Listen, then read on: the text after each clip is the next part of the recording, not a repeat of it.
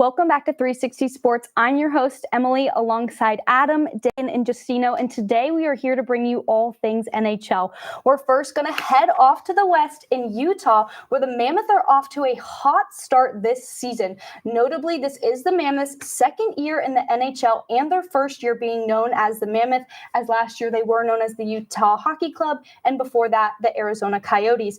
They are off to a remarkable start, being 9-4. Did you expect this from them coming into the season, and do you think it's going to last? I did not expect this from them coming into the season. I mean, they just have such a good young team right now. They're one of the fastest teams in the NHL, and I think that really is one of the strongest characteristics they have. Mikhail Sergachev, who they got from the Lightning, is absolutely outstanding. He's one of the best defensemen right now in the entire league. And then Logan Cooley is insanely fast. We saw him at Minnesota a few years ago, and he was absolutely outstanding for that team, led them all the way to the Frozen Four. This year, 8 goals in his second season. He's been absolutely outstanding. And, I don't know why the Lightning ever got rid of Sergachev, Dagan. I don't know either. It was definitely a surprising start for the Mammoth. I'll say that. I did not expect to see them getting off to such a hot start. I think Nick Schmaltz has been really good for them, which has been surprising. And then they got JJ Peterka over the summer, and he's been great too. And I don't know if I'd necessarily put them in Stanley Cup contender status yet, but so young. Sergachev has 2 cups. He's got the experience. He could lead them somewhere. So I think they have a bright future. Yeah, you all shouted out Nick Schmaltz. I was going to shout him out too. He's their team's leader, 18 points so far. And then you have Clayton Keller, who also has 14. Yeah. Both players, the center duo there, playing really well. I like what they've done so far. I took a look at their schedule a little bit extensively. They split their games with Colorado so far and beat Winnipeg. And those are the 2 teams that are right around their area in the Western Conference right now. So, yeah, I'm surprised, just as surprised as you all are, to see them succeeding. And whether they'll keep it up, I have no idea. It's still very early on, but, I mean, you love to see it. Yeah, they're a young team that, just like I said, they skate really fast. They're just that's a recipe for success for any team, and they're getting surprise performances. You guys talked about it. JJ Peterka, I'm sorry to Brendan Kirkpatrick, but he's a stud, and that's a guy that the Mammoth really needed to kind of help bolster their lineup, because they had a lot of talented guys in their rotation like Cooley.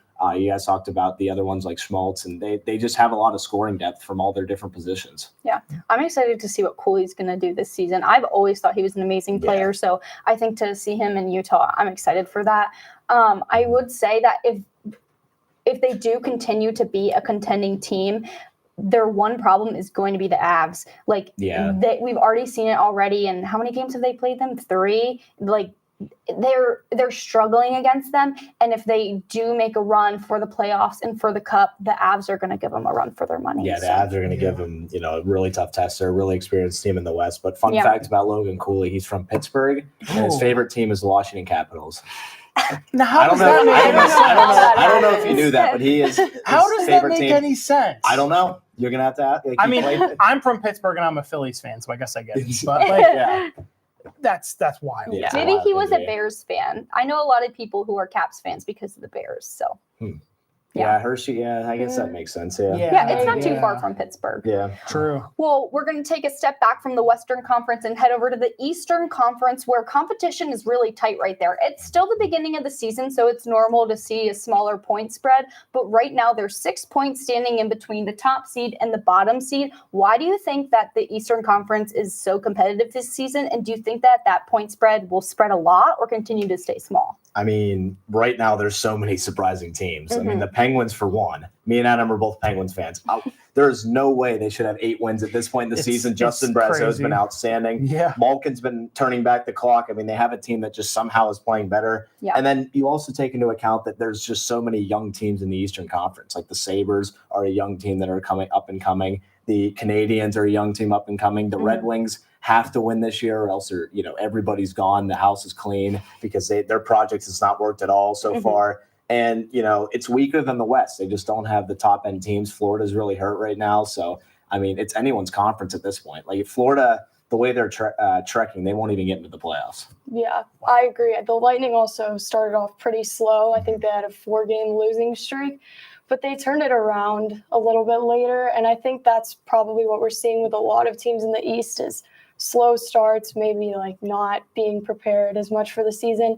Especially the Panthers, they had a really short summer and all the injuries that they've got now. I can't say I'm surprised that they're struggling because Barkov's out, Kachuk's out, It's going to be a big race in the East. It's going to be very tight, I think, for a while. Yeah, teams don't win 3 straight cups. Like Right. they Yeah, just it don't. just doesn't It just doesn't. happen. It hasn't really happened, and it hasn't happened in a while. Yeah. Since I mean, the 80s, I think. And the They'll last always team that get really gave a plagued. good chance was the Lightning. When Yeah. they almost won 3 straight. So I mean, you have to be really good injury wise. Really lucky. A three-peat's going to be hard in any sport you're in, Yeah. not just hockey. Yeah. Yeah. I mean, looking at the East, the thing I have my eye on is the 6 teams that all have 14 points right now. Columbus, the New York Islanders, the New York Rangers, Tampa, Ottawa, and Buffalo, all at 16. Then you have the Devils, Penguins, Red Wings with 18.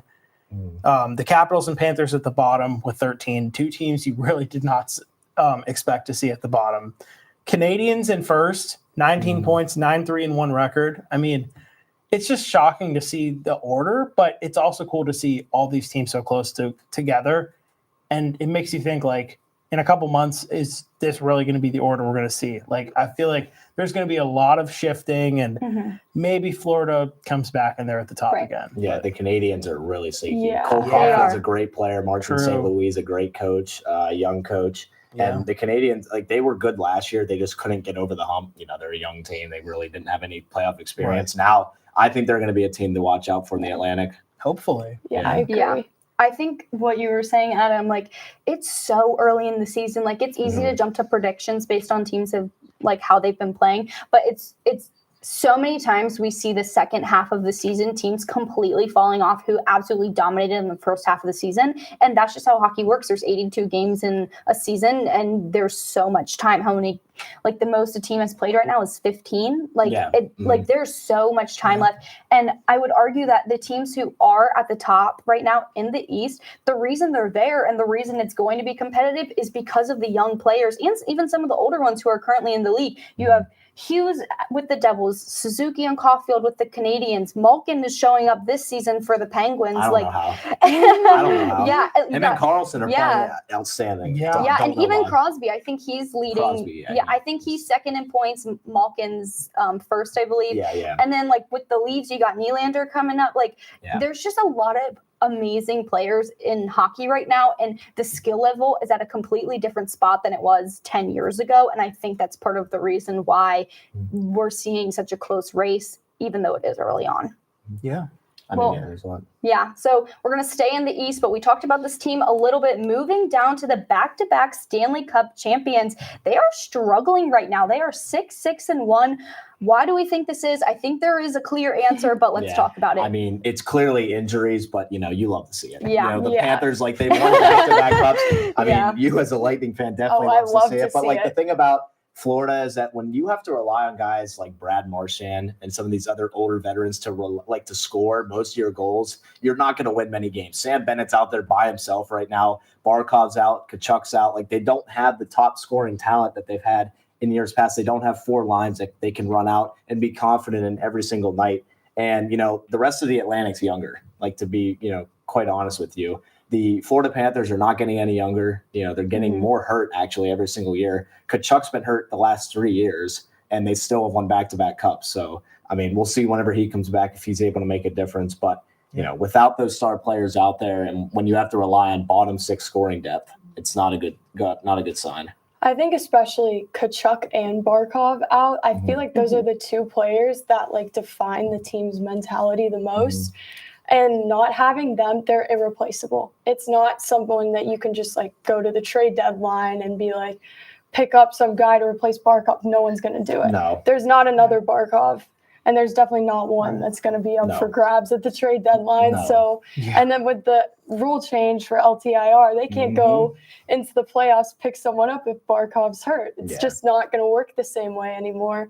And they did that with Kachuk last year, but it's not going to happen this year. So I can't see them being the same team without Barkov and Kachuk.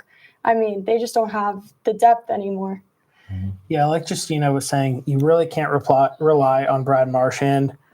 He's got 7 goals and 6 assists so far this year, but he's also posting a -4 on the ice. Yeah. Then you have Sam Bennett at a -8, Sam Reinhart -6. you got the vets that are just underperforming, not showing up. And like we said, Kachuk being hurt, those guys, you really struggle without them. And you'd like the Panthers to be better, but yeah, I mean, I don't know. It's surprising. Another thing that I noticed was they had a 4-game losing streak, October 13th through the 18th, lost 5-2 to the Flyers, 4-1 to the Red Wings, 3-1 to the Devils, your team, and 3-0 to the Sabres. So, yeah, 4-game losing streaks like that could really hurt you. But like I said, it's early on. I'm sure they'll pick it up, especially when their guys come back, but not a good start. I think when Tkachuk comes back, we might see a sort of rebound, maybe them even coming back from such a hard start. But he's not projected to come back till December at the earliest. And I know Tkachuk, and I know he can bounce back from an injury like that. We have seen that in the past, especially in the playoffs playing through. It's just, you don't always know how a player is going to come back from an injury, and he's a strong guy, but it really just depends. And then Barkov's still going to be out the rest of the season. So that's the other thing. Barkov's out. Enough? Yeah. I mean, the thing about the Panthers, it's like they're going to make trades and they're going to figure it out. If they sneak into the playoffs, every other team in the NHL should be scared. That's true. Let's just be honest. If they make the playoffs, Marchand's a playoff machine. Absolutely. Kachuk's a playoff machine. Maurice has won back-to-back cups. He's a machine. Like, they're going to win a lot of games. Whoever they play in the first round. Like last year, Tampa was such a talented team. That's the thing, they were such a talented team last year, but they ran into a playoff machine. You just can't do it. Like the Dodgers. You don't want to run into the Dodgers. I know that story. Well, what makes hockey different from other sports is its versatility, its rigorous season, and the skill level that these athletes have. While not impossible to compare them to other athletes, it is difficult, but we have some takes for you. So, Justino, let's start with you. I'll go with mine first. All right.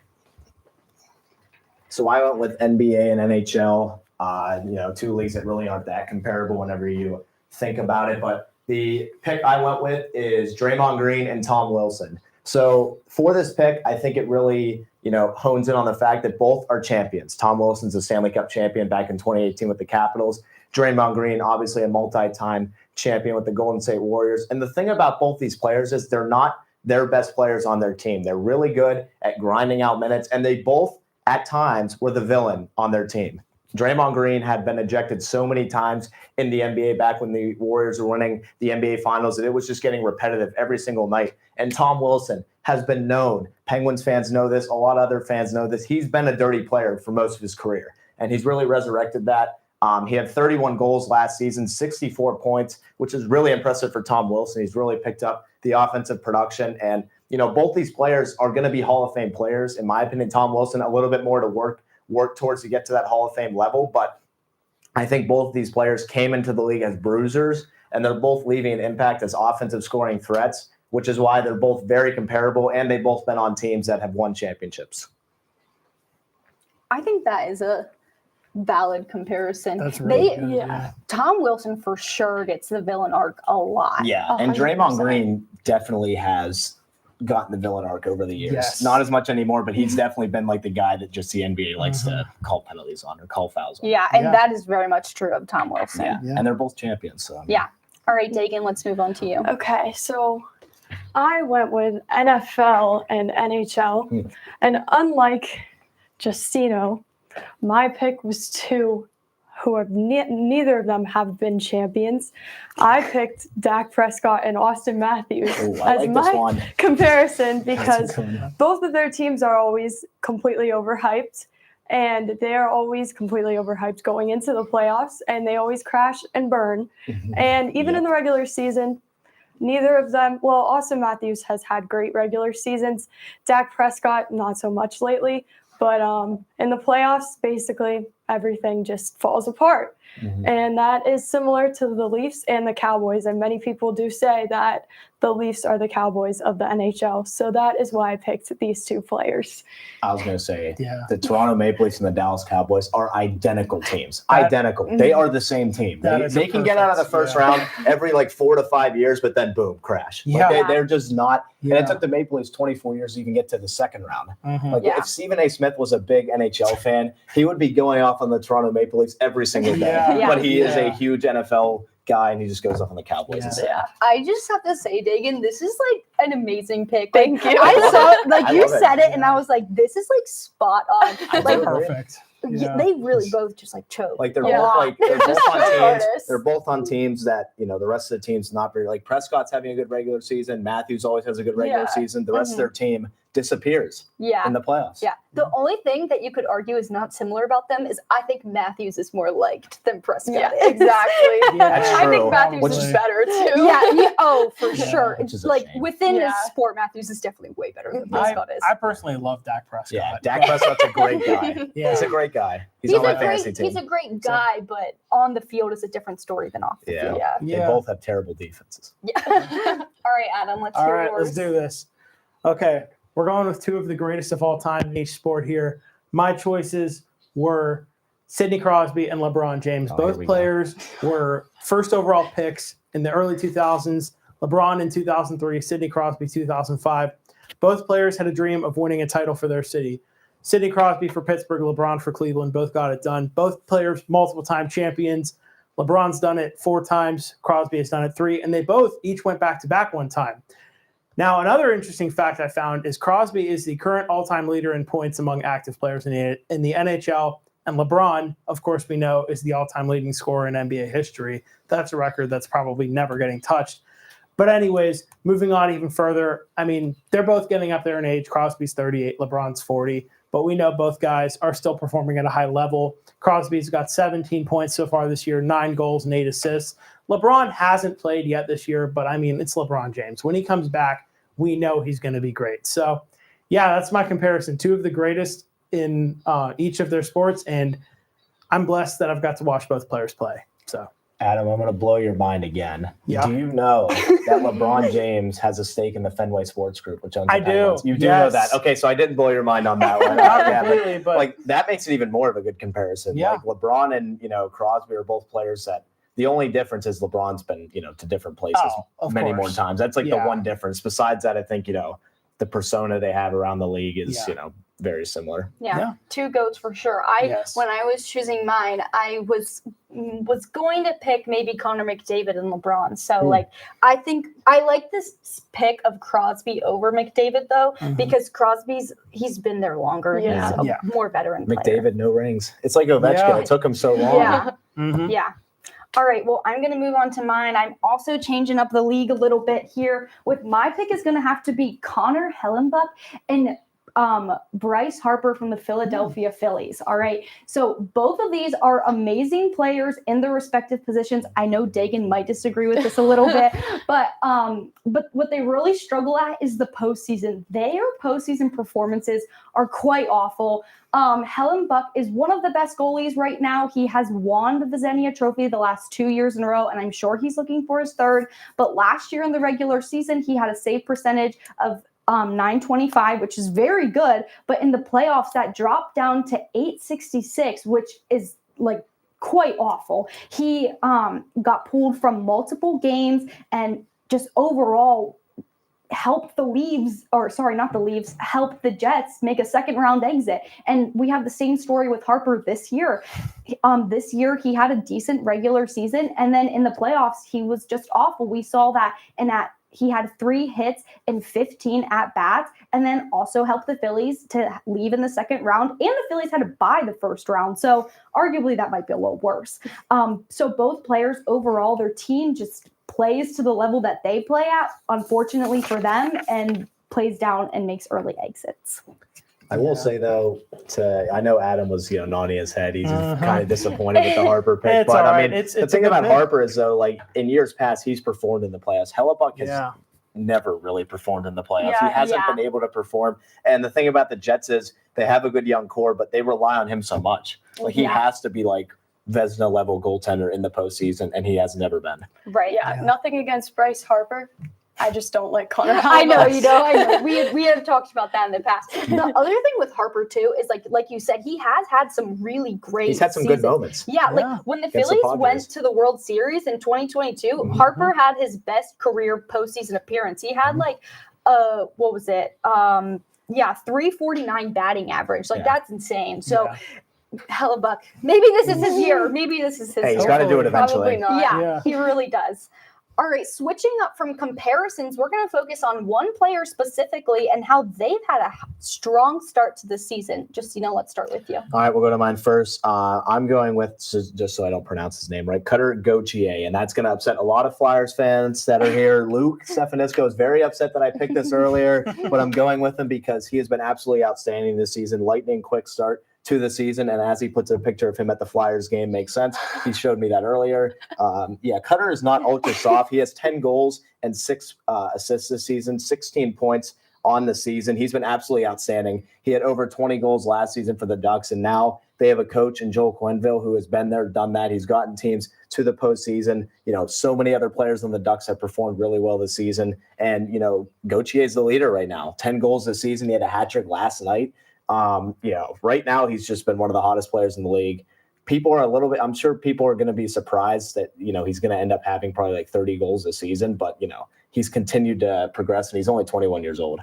Yeah, I watched that game last night, the Panthers and the Ducks. He is something else. Yeah, he's a great 7 player. goals last night, the Ducks did.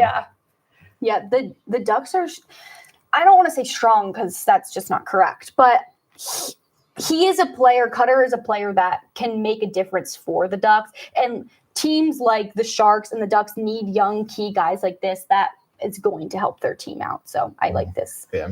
So for my pick, I also went with an Anaheim Ducks player. I went with goaltender Lucas Dostal, who has been very good. He was actually the 3rd star of the week this week in the NHL. He's got great stats. He's been leading them to a much better season than I think anyone anticipated for the Ducks. And he just beat the back-to-back Stanley Cup champs last night. So I think he has a great future. He's young. The whole team's young. And I think he's going to be a great goalie for them. Maybe another like John Gibson. Yeah. And John Gibson over the last, few years of his career with Anaheim kind of fell down the rabbit hole. Once they started to get really bad, John Gibson from Pittsburgh. And then, this is a really good pick. I think the Ducks have been looking for a new young goaltender for a couple years now, and he's kind of filled the void. Yeah. I feel like we haven't seen that many young, great goaltenders Not either. Over the last several years, few years. I think especially the hard part about being a goalie is it's a lot of pressure, A, and B, being a goalie has a lot more different skills and goes into being like a forward. So I think it just takes longer to develop, which is one of those reasons that we haven't I heard a goalie in an interview one time that they were saying something about how goalies don't really have to skate. And they're like, we have to have the best skating ability out of anybody. That's true. Yeah. So I think that's a talent that takes time to develop, which is why we don't often see that. And you know what's funny? Tristan Jarry, Penguins goalie, he was so good when he started. You know how you said it takes long for goalies to develop? Yeah. Very good at the start. Yeah. Fell off the face. He's been terrible the last 2 years. Yeah. He's had a good start to this year, but now he's hurt. Yeah. You want to know something ironic? Guess who my fast start player is? Who is it? Tristan Jarry. I just said he's had a good start to the year. Yeah. And then he just got hurt. Did he? Yeah. I did not know that. But in 7 games this year, his record is 5-1, 2.6 goals against average. Yeah. But he has a 91 save percentage, which I gotta say I'm astonished. As a Penguins fan last year, I went to the game, I think early January, where they lost in the shootout to Columbus. I think it was, where they had the 3-1 lead, and Jarry just blew it. And the whole way home, I was like, you got to get him off the team. And they gave me my wish. They put him on waivers, and you barely heard from him the rest of the year. And I cannot fathom how he has been this good so far. I'm astonished. Jarry's been great, despite being hurt. He's proven the doubters wrong. Whether he keeps it up or not when he comes back, I don't know. But so far, so good. I love what I've seen from him. Yeah, he just got hurt. But last year, if you remember, around spring break time, the Penguins went 4-0. During that week stretch, we were home for spring break, and Jarry allowed 1 goal in those 4 games. And then he went back to being terrible. So Jarry has a lot of hot and cold moments. He'll give up. He led the league in shutouts 2 years ago, but he also a 3.2 goals against average. So he gave up 6 goals or 0 goals. I can't say anything about Jarry because he did score a goalie goal against my team. Oh, yeah. So I do remember that. Yeah. Yeah. So one of the few to do that. Goalie goals are my absolute favorite. They just look so happy when they score a goal. Yeah. My pick, a former Ducks player. We were talking about him earlier, Trevor Zegras. You got to put some respect on his name, even if you don't like him as a person. It's his first year in Philly. He has 15 points in 13 games played, which if he continues at that pace, he's on track for a 95-point season. I really personally, I don't think he's going to get there, but I think he's going to put up some career high numbers. His career high, I believe, on points on a season is 88. So I think that the move to Philly was good for him. He's back with his best friend Jamie. Like, I think they're starting to have good chemistry, and Zegras is a key player for them. Like this season so far, he's leading the team in points. And his last season with the Ducks in 57 games, he only had 32 points. That's a significant increase already. So in 13 games, he already has 15. And last season in 57, he had 32.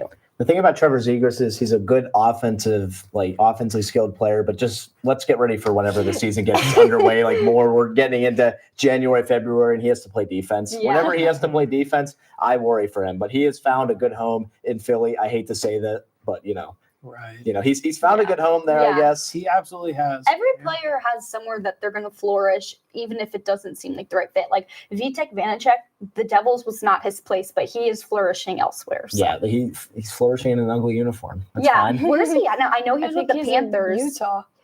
Is that Is right? it Utah? Yes, but he's not their starting goalie. No, he's the backup. Yeah, and he backed up for the Panthers last year he too. did. But he did really good. He's been good this year too. Yeah, I know. Why couldn't he play like that with the Devils? Yeah, I was mainly talking about Zegras and his Flyers jersey. Yeah. He went from a Ducks jersey that's sick to a Flyers jersey. It's just plain He also orange. went from a really nice place to He went to Philadelphia. Philly. He went to Philly. Well, it wouldn't be Wednesday without hockey tonight. So we're going to go through some of the games tonight and what are our predictions for each of them. So first, we're going to start with a team we've already talked about a lot, but that's going to be the Mammoth and the Maple Leafs. I see this one being high scoring, similar or not similar to last night where the Mammoth won 2-1, but the Maple Leafs, they always score a bunch of goals. The Penguins just blew a 3-0 lead to them 2 nights ago. So I think it'll be a close game, but I think Mammoth win in a high scoring game. Yeah, I've got the same. I think the Mammoth are going to take this one. I think they're a really great team, and the Leafs have been not so great lately, but maybe they'll figure it out and it'll be a close game. I'm also going to go with the Mammoth. This was my hardest prediction to make.